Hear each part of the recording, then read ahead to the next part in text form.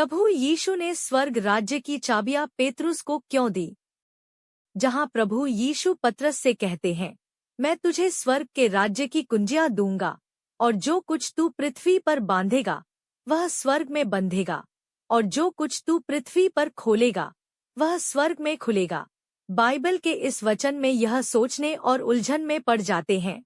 पतरस ने कोई महान काम नहीं किया और न ही उसके लिखे पत्र ही बहुत प्रसिद्ध थे। उस पर जब प्रभु यीशु को गिरफ्तार किया गया और वे सुनवाई के लिए खड़े हुए, तो पतरस ने उन्हें 3 बार अस्वीकार कर दिया। प्रभु ने अन्य शिष्यों को स्वर्ग के राज्य की चाबियां क्यों नहीं दी? केवल पतरस को ही क्यों दी? क्या आपने कभी इस प्रश्न पर विचार किया है? परमेश्वर धर्मी है और निश्चित रूप से कोई भी कार्य गलती से नहीं करेंगे, परंतु प्रभु यीशु ने स्वर्ग के राज्य की चाबियां पतरस को क्यों दी? किस तरह का रहस्य इसके भीतर है? प्रभु ने स्वर्ग के राज्य की चाबियां पतरस को दी क्योंकि परमेश्वर ने उसे चुना था। तो प्रभु ने पतरस पर अतिकृपा क्यों की? आप लोगों को याद है कि जब यीशु ने अपने शिष्यों से पूछा कि वे कौन हैं, तो पतरस ने क्या जवाब दिया था? शमौन पतरस ने उत्तर दिया, तू जीवते परमेश्वर का पुत्र मसीह है। मत यह सही है। प्रभु यीशु के 12 शिष्यों में से केवल पतरस को पवित्र आत्मा की प्रबुद्धता प्राप्त हुई और उसने पहचाना कि प्रभु यीशु ही वो मसीह थे जिनकी आने की भविष्यवाणी की गई थी। जब प्रभु यीशु ने कहा कि वे जीवन की रोटी थे और लोगों को अनंत जीवन पाने के लिए केवल उनके शरीर को खाने और उनका लहू पीने की जरूरत है, तो कुछ लोगों ने धारणाएं बना ली और प्रभु का अनुसरण करना छोड़ दिया। केवल पतरस ने कहा, प्रभु, हम किसके पास जाएं? अनंत जीवन की बातें तो तेरे ही पास है, और हमने विश्वास किया और जान गए हैं कि परमेश्वर का पवित्र जन तू ही है। यूहन्ना 6:68-69। इन 2 घटनाओं से आप लोग देख सकते हैं कि पतरस को प्रभु यीशु के काम और वचनों से उनकी सच्ची समझ थी कि वह पूरी तरह से निश्चित था कि प्रभु यीशु ही मसीह थे और अनंत जीवन का मार्ग थे। इससे कोई फर्क नहीं पड़ता कि फरीसियों ने कैसे प्रभु यीशु की आलोचना की, निंदा की और हमला किया। वह कभी भ्रमित नहीं हुआ, और दूसरों ने प्रभु यीशु को त्यागा या नहीं, वह कभी भी इससे बाध्य नहीं हुआ और अंत तक परमेश्वर का अनुसरण करते हुए अपनी भक्ति बनाए रखी। और प्रभु के पुनरुत्थान और स्वर्ग में आरोहित होने के बाद पतरस ने प्रभु के आदेशानुसार कलीसियाओं को चरवाही की। उसने प्रभु के सुसमाचार को फैलाया और अंततः एक शानदार, सुंदर गवाही देते हुए उनके लिए क्रूस पर उल्टा लटकाया गया।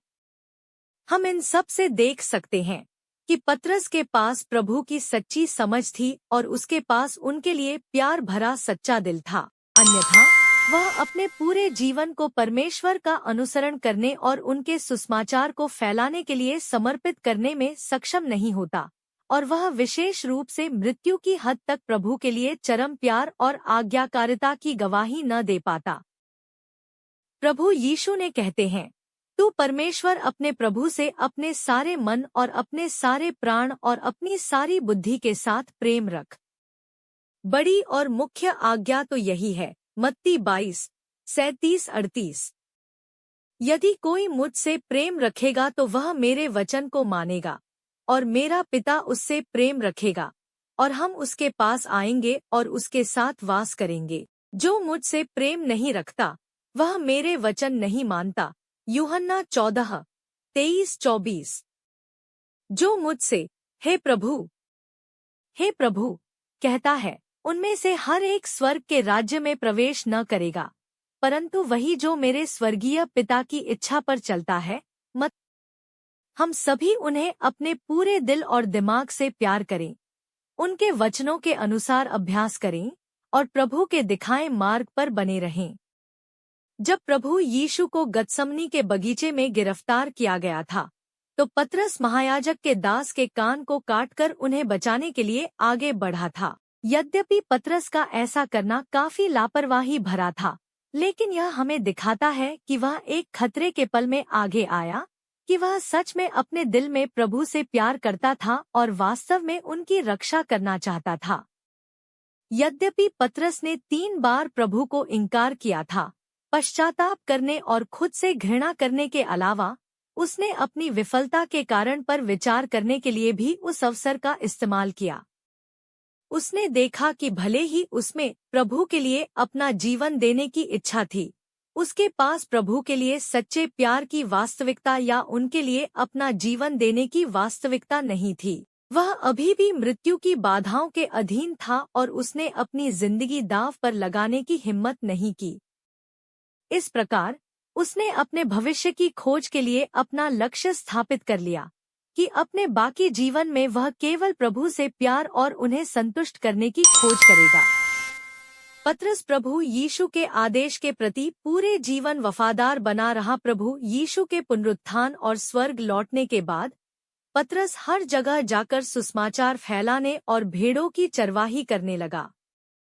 उसने प्रभु के वचनों और उनकी इच्छा के प्रति गवाही दी और लोगों को सिखाया कि कैसे प्रभु के वचनों को अभ्यास में लाया जाए। अपने काम में पतरस ने भाइयों और बहनों को उस सत्य के साथ सहयोग किया जिसे वह समझता था और परमेश्वर की अपनी वास्तविक समझ के साथ सहारा दिया। उसने हर जगह परमेश्वर की गवाही देते और उनका उत्कर्ष करते हुए भाइयों और बहनों को प्रभु के सामने लाया। और इससे कोई फर्क नहीं पड़ता कि यहूदी धर्म के अगुवा कैसे उसका पीछा करते थे या रोमन सरकार उसे कैसे सताती थी।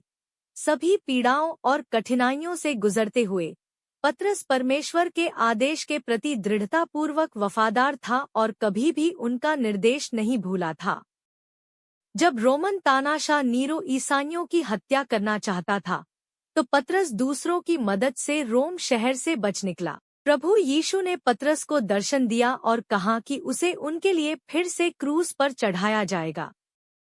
एक बार जब पतरस ने प्रभु की इच्छा को समझ लिया, तो उसने वापस लौटने में संकोच नहीं किया। अपने जीवन को क्रूस पर उल्टा लटकाए जाने के लिए दे दिया और मृत्यु की हद तक आज्ञाकारिता की गवाही और परमेश्वर के चरम प्यार को हासिल किया।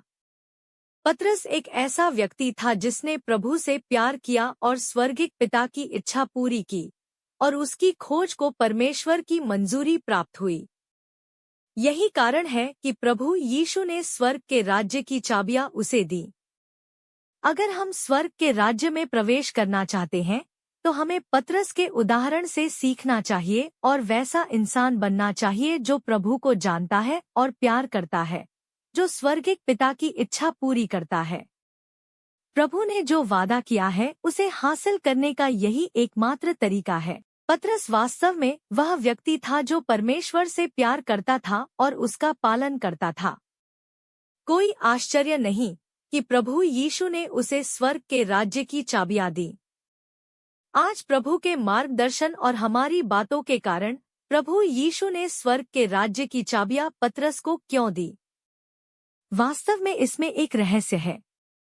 मैं प्रभु के मार्गदर्शन के लिए धन्यवाद देती हूँ। आमीन। प्रभु का धन्यवाद। आमीन।